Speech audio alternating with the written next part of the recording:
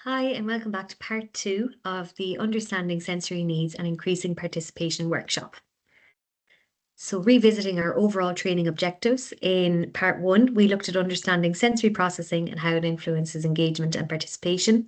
And today, with part two, we're going to be focusing on the influence of the sensory environment and our understanding of regulation strategies which might support people with sensory processing differences to meaningfully engage and participate in the activities that they choose to do. So, just a little recap from part one, and the important things to remember is that we're all sensory beings and we all have our own sensory sensitivities and tolerances, or challenges, or preferences. And these can go up and down throughout the day. They may be more noticeable if we're tired, sick, or busy, or we could just have, as a personal factor, a large cup or a small cup for these particular sensory systems too. We may just have those different tolerances, but these are brought on by the demands of a task or environment, which influence how sensory regulated we are throughout the day. So, for most of part one, we kind of focused on the personal factors around sensory processing and what our sensory systems might be doing to influence our mood, behavior, attention, and energy levels. And today we're going to look at more so the environment and occupations and ways that we can make those as supportive as we possibly can. So, understanding the impact of the environment on sensory processing is so important because it probably plays into the vast majority of our sensory regulation ability. And this influences our state of being, our ability to participate meaningfully, and our overall quality of life on a day to day basis. So, we're going to look very quickly at very specific environment supports and task supports as well, that we can just have a think about how we're approaching setting up the person for what they need and want to do, particularly environments that are busy, that may have other challenges around them too, and maybe in the context of a person supported having difficulty maybe initiating independently what they like to do as well. So it's really important that we try and offer predictable daily routines. We try and offer step by step instructions, breaking down tasks and expectations into clear, manageable steps. If something's going to change with the routine, let the person supported know what's going to change, why. Use a visual aid. They can be often way easier to interpret than verbal processing. And all of this can help to reduce uncertainty and anxiety at a very kind of overall level. So, not just sensory regulation, overall regulation needs. And providing regular and structured routines can also offer productivity. So it can reinforce a sense of achievement, reinforce a sense of independence when I know what I need to do has been achieved. And that can be really, really important to maintaining and promoting quality of life. In terms of setting expectations with tasks, so any activity we want to do, again, involve the person supported, let them know we're going to do this now, and after this, there's going to be something else next. Only have the necessary items that you need in sight. So try and eliminate everything that's unnecessary and place them in sequential order of use. So they can be your visual prompt of what's coming next. And using demonstration where you can. Always consider, for the person supported, if you're trying to set expectations around a routine or around a task, can they trust that this will be set up the same way every time? So staff may change, days may change, but not what's expected of them at that point in time for what they need and want to do. For the primary approaches to a supportive sensory environment in particular, we really need to be aware of any sensory factors within the environment. So the heat, noise, lighting that could influence regulation. And these might have a completely different impact on 3 people supported in 3 different ways, on 10 people supported in 10 different ways. So we need to be really, really conscious of what's the person's individual factors and then what's happening in the environment around us. We also need to be really conscious about how we provide opportunities for regulating activities throughout the day. Oftentimes, I refer to them as a sensory diet approach. So, where we can embed and chunk little activities that are very purposefully designed for that calming, alerting activity provision. And they're an opportunity for regulation throughout our day to day routines. And we can also try to incorporate self-selected activities and interests where we can. And these can automatically make the person supported feel more happy and calm. If we know it's something they're interested in, motivated for, something they like to do, and something they've already received a benefit from and can associate with that, they are so important to embed throughout our day-to-day routines. And when an individual is in a regulated state, we can then look at increasing their participation and developing their skills. And we can increase a person's independence and participation in task. And by doing that, when you support active participation, it completely changes the sensory experience. So, for example, the difference in having your teeth brushed by someone else versus being able to hold a toothbrush and anticipate where that's going in your mouth as a sensory experience and a very, day-to-day activity, something we do morning, evening, more often if we could, but it's changing the sensory experience because you're giving back a sense of control and independence and participation where you can, so the person can be the one who leads with that activity rather than someone else doing for them. So it's really important to remember, where can we bring about active participation at the person's level of ability where we can, and how has that changed the sensory experience for them to promote their overall regulation needs. So we're going to go through kind of sensory system by system and what maybe indicators might be of a sensory processing difficulty in this area, and some of the environmental strategies or maybe different activity strategies we could use to support these.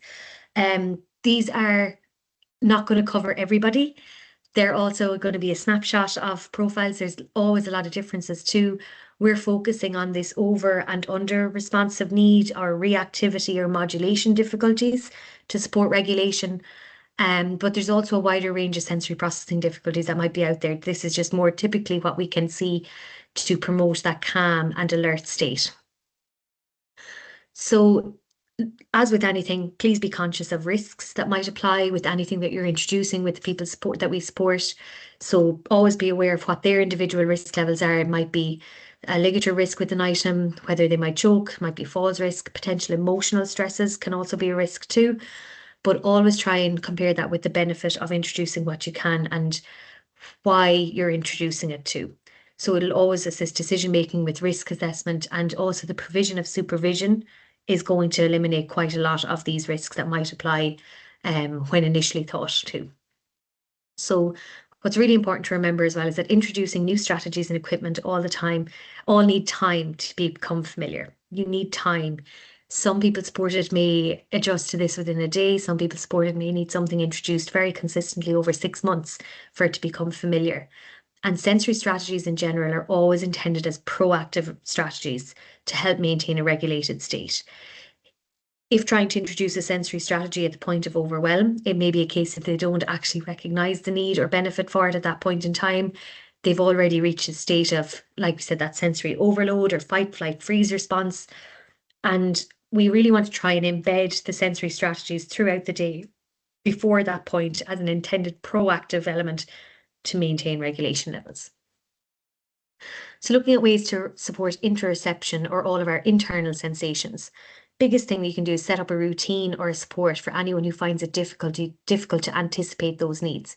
So are their basic needs met? Are they hungry? Are they thirsty? Do they need to use the toilet? Do they need a movement break? Are they in pain? Have they been given the medication that they require that day? Have they had a good night's sleep or not? Maybe we'll adjust our activity provision according to that. Have they had a really, really busy morning? How will we adjust the activities in the afternoon? So what can really help that is being in a regulated state ourselves and attuning to the needs of the people that we support. And this can maybe look at supporting or identifying physical changes in the person supported or their emotional states, and providing interventions to support these in order to make sure that their baseline regulation is hopefully being met and they're in a better place then to be able to engage in activities.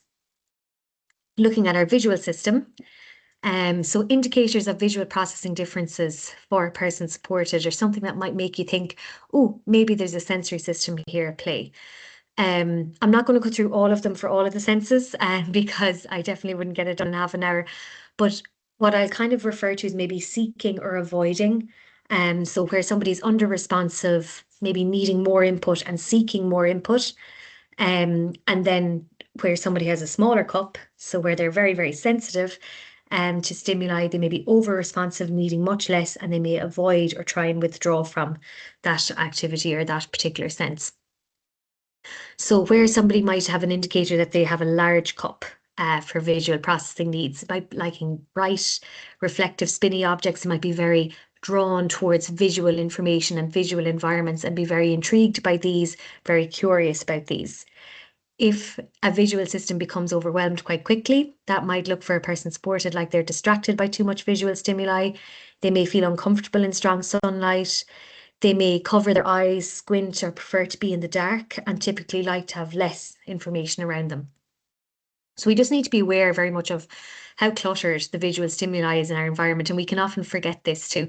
We need to look at maybe loud patterns or designs that are around the person supported, colours that surround them, shiny or reflective surfaces, and the lighting that we use day to day too. Typically, clutter-free environments will help everybody, and using contrasting colours to gain visual attention. So if there's something in particular like a doorway or wherever it might be, we try and get a contrasting colour in place there. Looking at LED lighting, other approaches to lighting such as dimmer switches, the fluorescent lighting can be very, very difficult, and actually there can be a subtle kind of wave going through fluorescent lighting that or flickering that some people supported might experience that we may not.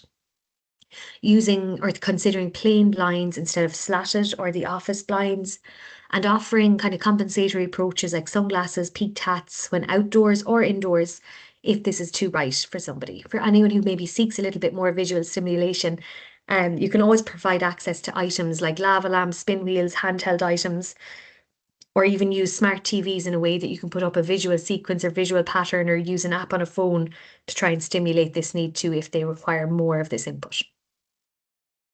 For the auditory system, so our hearing system, typically we'll probably see a lot more people who are over-responsive to auditory input. And that can look like being very sensitive to loud sounds, very poor tolerating of noisy or busy environments or background noise. They may become easily distracted or may cover their ears, seeking out quiet spaces quite a lot. And it can also maybe look like being irritated by noises that don't actually seem all that bothersome to others. And it can also potentially involve creating noise to block out other sounds. So you'll often see an element of sounds that we can control either by making it ourselves or listening to it ourselves and increasing that volume to try and block out the unintended or unpleasant sound that we're hearing otherwise in our environment.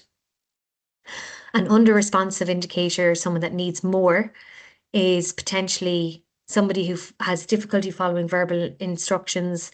They may like to have a quite variety of music and feel quite content with that. Or they might like making noises in maybe a larger room where echoes and noises are amplified as well. So we just need to be aware of the noise levels in environments and the noise levels at different times within the environments. So whether this is morning, afternoon, lunch times, maybe where, when loud or unexpected sounds might occur. Are there going to be noise from furniture, chairs, floors, or background noise or specific noise that might irritate? So for example, a clock ticking. So try to reduce the background noise where we can. Try to provide access to quiet time or space that you know you can protect as quiet time or space. Set a timer, agree a limit, whatever that might be, to know that when the person supported is in there, they know that they can avoid a buildup of stress or overstimulation. Always try and pre-warn around loud sounds. So if you know there's going to be a Hoover going or maybe fire alarm testing, try and let the person know in advance. Again, use your visuals so they can refer to that for reassurance. And also consider maybe relaxation music to mask background noise. White noise is having a bit of a moment at the minute as well. Some people like it, some people don't, but they can help mask out unpleasant background noise. And soft furnishings where you can will provide an element of kind of soundproofing to a certain extent, or sound absorption more so than soundproofing. But consider elements like felt sliders on tables or chairs that might be moved around. Is there a way that a door might close a little bit softer, or maybe drawers in a kitchen, whatever that might be? And try to avoid busy times by staggering times for arriving earlier or later, and for the person supported if it's quite noisy when they're expected to arrive to an environment. So smell and taste strategies. Indicators that someone might need a lot more stimulation in this area is maybe that they're looking for an excessive need to smell items or crave tastes. And they might smell or lick items and explore things through their mouth, or eat out materials that aren't edible. But you might also see people who have very poor tolerance to smells around them. They may gag quite easily in particular environments where it's strong smelling, maybe passing fish or meat counters. They may have very poor tolerance to particular perfumes or colognes if we're wearing them, or shower gels, or their own like face creams or whatever it might be. And that might be more of an indicator that they have a small cup for this sense. So we need to be aware of strong smells in our environments and location and proximity to the kitchen or bathroom. If somebody's sitting beside a bathroom all day or a kitchen all day where there's different smells wafting in and out, this can be really, really unpleasant. And we need to be conscious of the background or subtle scents within our homes as well, and within our day services too. We need to be conscious of scent preferences or associations with perfume and cologne. And strongly scented or neutral detergents for clothes as well are really important to be conscious of. So where possible, reduce strong smells. Avoid wearing perfume or aftershave. So that can be either as staff or for the person supported.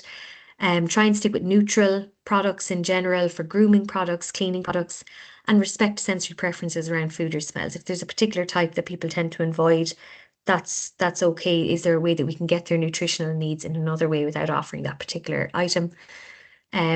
If somebody is looking like they want to explore more or need more of this, you can always stimulate the sense of taste by just trying to get a range of tastes. So is something bitter, is something sweet, is something sour? Offer those to try, or provide an opportunity to explore scented items and smell banks. So you can always get aromatherapy oils or maybe scented candles, things like that can stimulate the smell sense too. Tactile system strategies. So our touch system and indicators of touch processing differences. I suppose the one that we see quite a lot is maybe a hypersensitivity or oversensitivity, or a very small cup to tactile input. So we might see difficulties with grooming, for example, tolerating hair cutting, toothbrushing, maybe tolerating different types of clothes, such as tags or seams in clothes might be uncomfortable, or only wearing certain textures or certain fabrics. They might move away if others are quite close to them, so try and avoid crowds where we can, and react very aggressively to touch that we would kind of think is quite gentle touch or light touch, and finding crowded areas quite difficult. Alternatively, we might see tactile seeking as a need. So that might be to the point of someone who explores everything through their hands, touching others, maybe having an unusually high pain threshold, and may seek out different experiences such as mouthing or chewing items as well, or trying to fiddle and play with things with their hands too. So we just need to be really, really conscious of, for anyone who's hypersensitive to the tactile sense, be really, really conscious of busy and unpredictable movement within environments where there's opportunities for unexpected touch.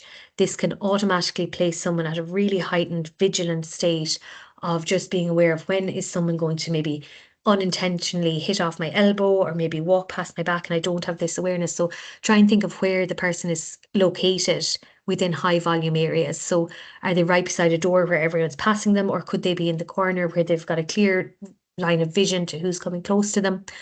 And then looking at their clothing preferences as well. So are they being dressed every day in clothing that's comfortable to them and that they're happy with? So tactile strategies for everybody is really to approach from the front. Don't touch unexpectedly if you don't need to. Provide prior warning if contact is necessary. Seek their agreement. So for example, if you are going towards grooming activities or showering, always, if somebody has a very high pain threshold, check before or after an incident that could result in a potential injury. Especially if they haven't expressed pain, it may be a case that a bruise might appear, or something that would be our indicator that they've actually hurt themselves.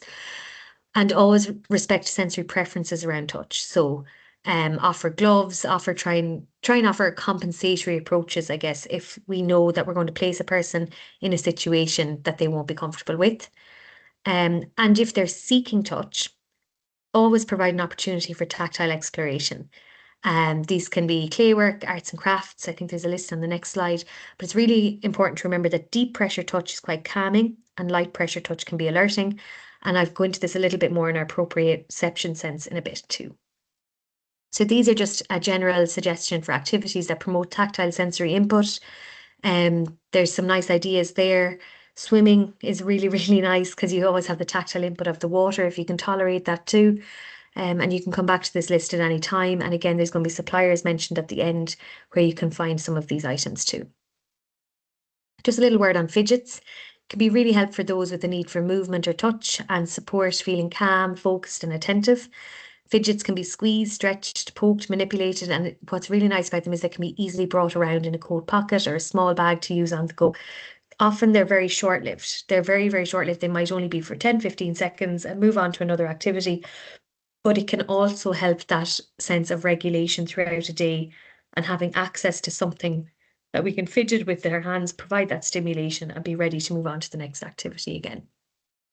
There's also options such as tactile boards, and these images were kindly shared by our BOC Southern region.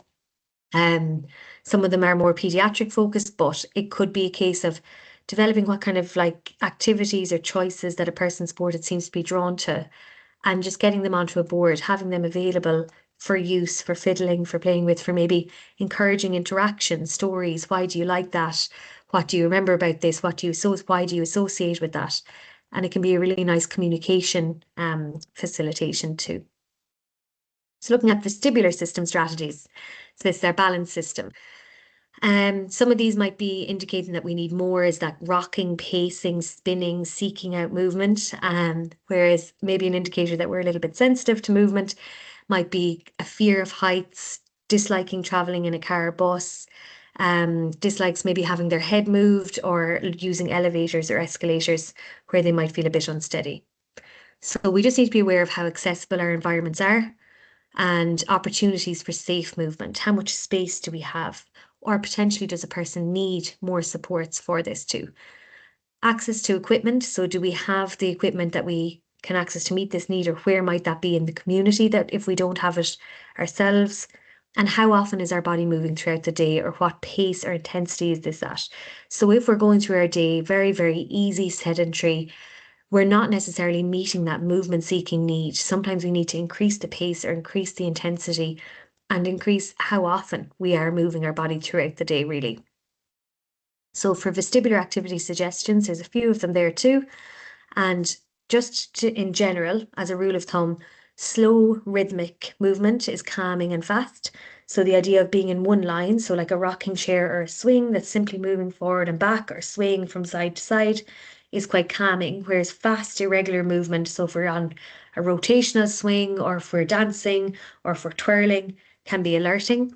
And it's also really important to know that not everyone might enjoy that kind of movement, that alerting movement, if they're quite sensitive. So they may become dizzy or sick quite easily as well. So that might be an indicator that it's a little bit too much input for them. So proprioception and body awareness strategies. So these are elements that help our body awareness, and it's the powerhouse of sensory regulation. If we can tap into our body awareness, a lot of the activities that we typically engage in or is encouraged to engage in, I guess, from a mindfulness point of view or a calming point of view, like yoga, Pilates, they're all designed to tap into our body awareness or our proprioception system. So we really need to figure out about how we can offer those opportunities to the people that we support. So indicators of proprioceptive processing difficulties or differences might be some of the examples here, but it can be kind of a collection of these embedded throughout our tactile system and our vestibular system difficulties too. So a lot of it is to do with force, how we use our body in general with force that we either would typically expect or not expect in that instance. So maybe when picking items up, maybe when closing doors, maybe in how we use our body. So do we need to touch our body off items or hit our body off items? How do we throw ourselves onto beds, seats? It may also be a case of hitting body parts together too.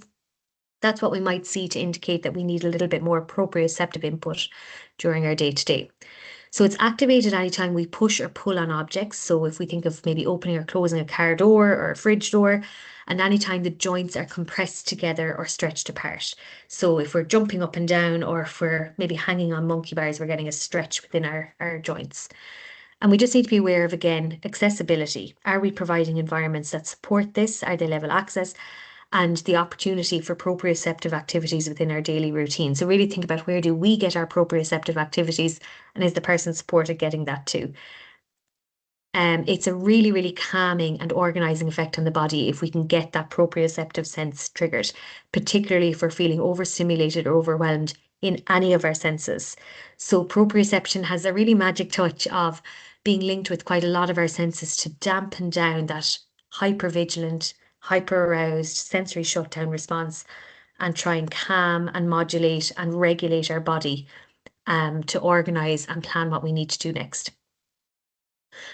So activities that we can look at to increase proprioceptive input typically are ones that provide impact through the joints, as I mentioned. So jumping, changing position for activities, active swimming or movement of body in a jacuzzi. So that's very, very different to simply dipping into a pool and just maybe standing there and walking gently. Active body movement will typically then increase the impact of an activity through our joints. Anything that provides resistance, so push and pull activities, exercise equipment, rowing machines, resistance bands. Break it down even further. Do we change our own bed sheets? Do we move couches in our house? Are we doing the hoovering where there's a suction point off the floor and you're pushing and pulling a hoover off that? Are we carrying up and down loads of wet clothes? Are we hanging clothes out to dry in a line? These are all ways that we're getting subtle resistance into our bodies. And then also considering, are we adding weight to items? So a lot of people will typically go to a gym maybe to lift weights or might take up very heavy physical exercises and will report benefits from that in terms of calming and regulation. But how are we offering that to the people that we support? So could we add weight to things like, for example, wet towels from a washing machine? Could the person supported be the one who lifts that in their backpack if they're walking, if they really need more input? Could we add a couple of weights safely to that too? So adding deep pressure tactile input when actively moving can also provide proprioceptive input. So sometimes when we're not able to actively maybe initiate these activities ourselves, we can think of ways that we can passively apply deep pressure tactile or touch input when through movement, and that's kind of tapping into our proprioceptive sense. Now, typically they're not as effective because again, we want to reinforce a person being actively engaged in an activity much more than being passively applied with pressure, but that might not always be the case. So you can always use deep pressure rolls using gym balls if that's safe to do so, giving bear hugs if this is appropriate, or hand massages, deep pressure hand massages, using weighted products. So that's maybe why a lot of people like weighted blankets, weighted vests, weighted cuffs. There are contraindications for use, so I'd be very conscious of that. And please note before introducing this with any person supported that you're aware of these. And typically, if using a weighted blanket, they shouldn't be more than 10% of a person's body weight. They shouldn't be used for longer than 20 or 30 minutes, and they really shouldn't be used while sleeping either. Now, if a person supported can provide consent for this, and they're happy for it and indicate that they want to do it, that can all be documented within a risk assessment. But I'd just be very conscious that there are contraindications out there. And there's a lot of readily available sensory items or weighted items that just need to be used quite safely with the people that we support if we're the ones introducing them to them. There's also opportunities for oral heavy work and tactile activities. Some people use oral sensory feedback in the form of chewing and sucking to regulate as well. So these can be offered in a variety of ways too.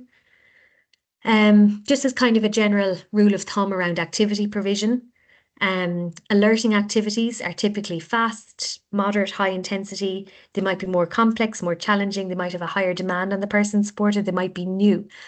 Whereas if we're looking at activities that are calming, we want to go with something that's familiar, something that's slow paced, something that's soothing, relaxing, even maybe has a flow to it. And it's quite simple. It's lower demand. Reduce the demands as much as you possibly can. And I just want to make a point of kind of engagement and ability at a sensory level, which can be quite difficult or different to using a sensory diet approach for someone who gives us an indicator of a sensory processing difficulty. So sometimes we just need to be really considerate of the people that we support and the level that they're able to engage maximally or optimally at. And this can be really important that we have a role in supporting the person to understand what the impact of an activity has on our senses. So how are our senses being used throughout an activity? And this can involve being so creative, looking at sensory focused activities that we can just consider, where are these being done? How are they being done? We might need to give the prompt of how are these impacting our senses. So what does something smell like? What does something taste like? Where does the person supported feel more at ease or more calm doing this? It may not be a case that we're trying to avoid sensory shutdown, or trying to maintain a calm and alert state. We're just trying to optimally engage a person supported and use their senses as that motivating factor to do that. That can look different for everybody. And there's just some useful resources there I have at the bottom of the slide, which is really, really nice to give examples around creative activities of everyday items that we can use to support engagement at a sensory level. And the benefits of sensory stimulation and engagement have all been shown to typically improve regulation and quality of life through communication levels, attention levels, improve performance with tasks over time if they're repetitively exposed to them, and by supporting an individual preference and the dosage of how much and how often we have sensory activities and approaches. So some people supported might like a lot of input, some may not like quite a lot at all.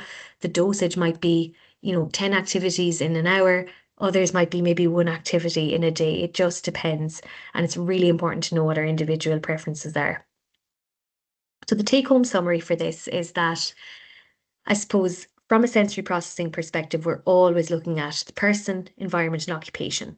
Personal factors, the environment around them, and what they need and want to do, and how can we try and maximize that for the person to maximize their participation levels.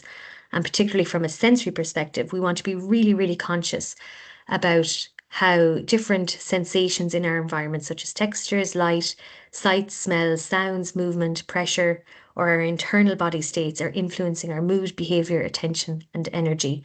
And how can we try to look at where we can make changes in the environment, the occupation, or support the person to promote those levels too.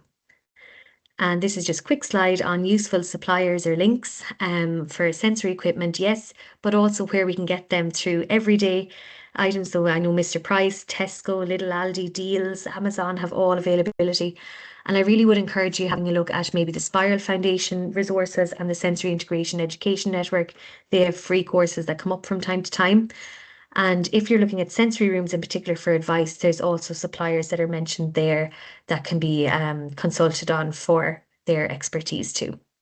So thank you very much. And you can now complete your self-declaration form for the training and return to the QET department. Thanks again.